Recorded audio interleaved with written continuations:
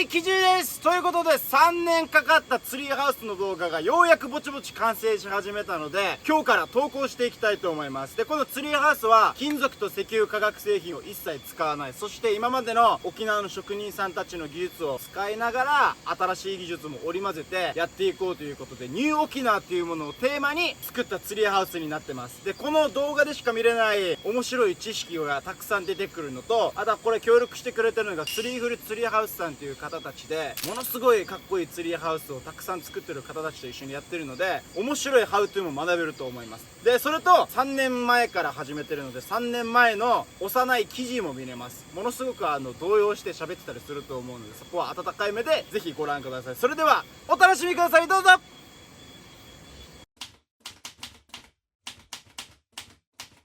12345、この5本の大きな木を使ってツリーハウスを建てていきます。今から木登って屋根の高さになる印を打っていく。よろしくな。こんな風に木登って作業してます。ここがちょうど屋根になる。高さ伝わらないか。5本の木の屋根の位置に印をつけ終わりました。これを基準棒から各支えとなる木の距離を測っていきます。3014 2766。これでツリーハウスの土台となる木製タブツリーハウスアタッチメントボルトの作成をこれで行います。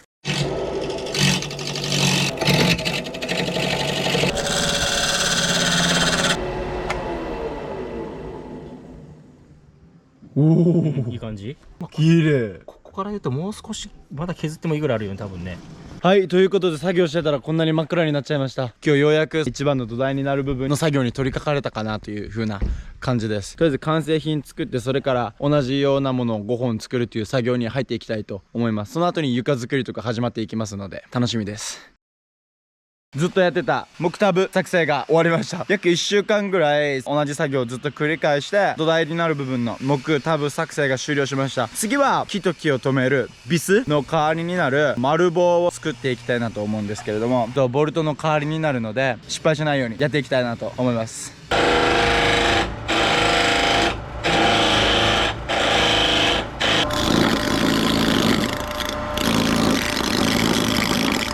はい、ということで暗くなってきたので今日の作業も終了です。これを引き続き作っていきたいなと思います。これができたら現場の方に行けて、ツリーハウス建築がみんなから見てて楽しいようなシーンがどんどん展開されていくと思います。ふう。丸棒どう？あれ？終わった？おーい。約2週間ぐらい丸棒作成の作業でした。次は床作りに入っていきたいなと思います。一番最初に手をつけるのが大引きという一番下のパーツで、だいたい全部の床の長さが7メーターぐらい。今回はこのワトコオイルっていう自然由来の防腐剤、こういうのを使って環境対応型塗料です。4000の材と3000の材を重ね合わせて1本の大引きを作っていきます。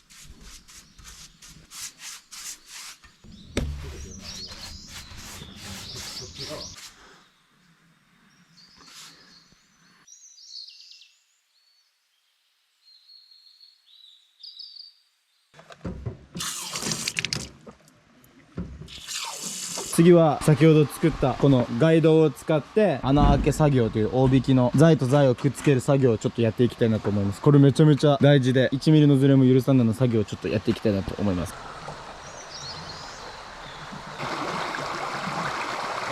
お、ザトウムシがいる。千と千尋の神隠しのカマジーのモデル。え、そうなの？そうだよ。300ミリピッチで墨付けが終わりました。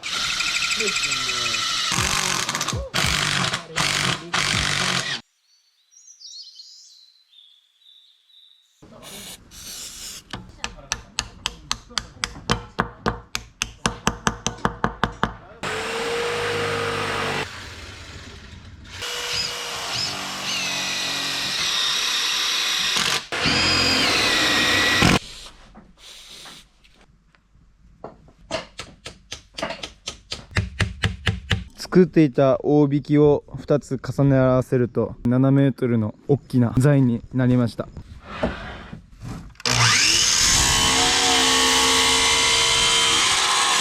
組み立てる時に分かりやすいように1番2番って数字書いて、あとはそのままツリーハウス作るところに持っていって組み付けたら OK です。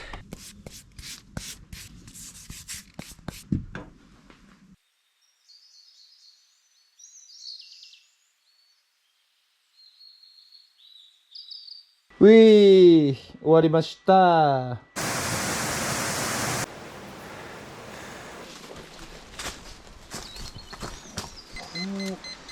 たらどうだ。これぐらいか。よし。いきやす。いけ。硬っ。そうだよ、硬いよ。力入れて。ちょっと待ってください。いいよ。そうそう。しんど。オッケー。20分ぐらいかかったじゃないですか。開け終わった穴です。イタチーちゃんよく頑張りました。これでいい。オッケー。以上。イおエーイ。疲れ様です。皆さんご覧ください。世界初のツリーハウスアタッチメント DAO。 これで全部のツリーハウスの床を支えます。1ヶ月ぐらいこれやってたんじゃないかな。手作業で全部作ってるのでめちゃめちゃ嬉しい。ここからスタートできます。大引きも作り終えてるので、木製多度を5つ全部木に打ち終えたら、とりあえず大引き乗せてそのまま床張りをしていきたいと思います。めっちゃ嬉しい。あ、全然大丈夫じゃん。もう回復してんの、なんか木が。いや、だいぶ違いますね。全然違う。木の水分を吸収して膨らんでがっちり止まったという。うわ、やば。一つになったな。世界初。はい、ではあれから1週間が経過して以前打った多度を見に来ました。このように80キロの男性が乗っても動かない。大成功です。残り5本の取り付けていきたいなと思います。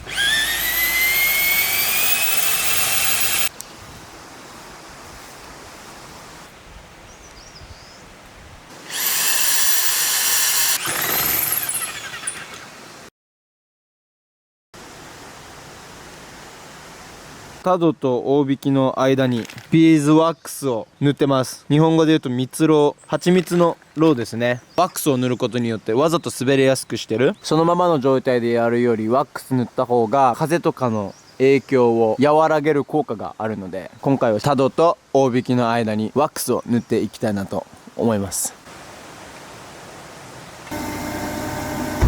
全ての多度打ちが終了しました。これから大引きと言われる床の一番下の材をこれに乗せていきたいなと思います。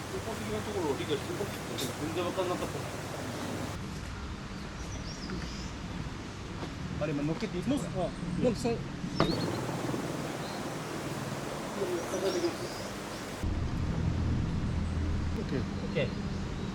うわー、うわー、長かった。ここまで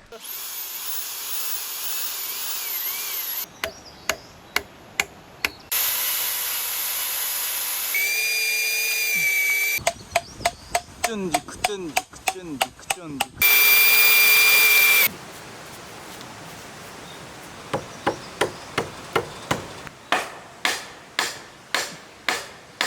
じゃじゃーん、こんな感じで多度を乗っけて、その後に大引き乗った後にストレスチェックをしたら、これがすごい予想以上にしなったので、この多度に筋替えていて支えのものを今作成しました。でこれが多度の筋替えなんですけど、それを固定するために今横の木のボルトも入れ終えた感じです。そのままここ切ってきれいにして、多度と筋替えが動かないように木のボルトで固定したら OK になります。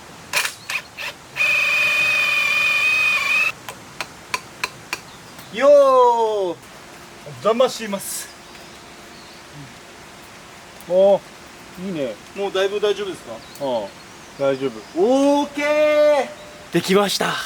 これで多度の強度が上がったので、残り5本の木に多度の筋替えを打っていきたいなと思いますよ。向こうで今多度の筋替え作成をやってくれてて、僕はちょっと台風が来た時のためにちょっと対処法を練りたいなという話になって、大引きがこの上下前後の揺れを防ぐためにここに2090の材を入れていきます。こことそこにペタペタ入れることによってこの動きを制御できる風な感じで、これをちょっと作っていきたいなと思います。まっすぐ打つと取れるので、取れないように上に2箇所下に1箇所打って固定していきたいなと思います。